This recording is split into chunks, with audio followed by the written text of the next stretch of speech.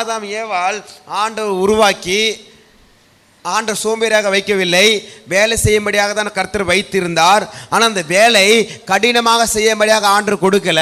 நீங்க பலுகி பெருகி பூமியை நிரப்புங்கள் என்று ஆதாமுக்கு ஏவாளுக்கு கர்த்தர் ஒரு பெரிய வேலையை கர்த்தர் கொடுத்தார். அவ்வளோ பெரிய பூமியை உருவாக்கி அதில் ஒரு சின்ன இடத்துல ஏதேன் தோட்டத்தை போல் உருவாக்கி, நான் ஒரு ஏதேன் தோட்டத்தை போல் உனக்கு சாம்பிள் காமிச்சிருக்கேன்பா, ஏதேன் தோட்டத்தை போல் நீ பூமி நிரப்பும்படியாக ஆண்டவர் ஆதாமுக்கு ஏவாளுக்கு ஒரு பெரிய வேலையை, மகத்தான வேலையை கர்த்தர் கொடுத்திருக்கிறார். வேலை செய்வது தவறு கிடையாது, வேலை செய்ய வேண்டும். வேலை செய்யாமல் இருக்கக்கூடாது என்று வேதம் சொல்லவில்லை. ஆமாம், நம் வேலை செய்ய வேண்டும். ஆனால் அந்த வேலை கடினமாக இருக்கிறது. எப்போ கடினமாக வந்தது? இவர்கள் பாவம் செய்யும் பொழுது. இவர்கள் வேர்வை சிந்தி நீ சாப்பிடுவாய் என்று வேதம் சொல்லுகிறது. நாம் உழைச்சாலும் வந்தாலும் நான் தான் பண்ணுறேன், என்னால் தான் முடியுது என்று சொல்லாதீங்க. உங்களுடைய வேர்வையை நீங்கள் பெருமை பாராட்டாதீங்க. உங்களுக்கு பலனை கொடுத்திருக்கிறார் தேவனை நீங்கள் பெருமை பாராட்ட வேண்டும்.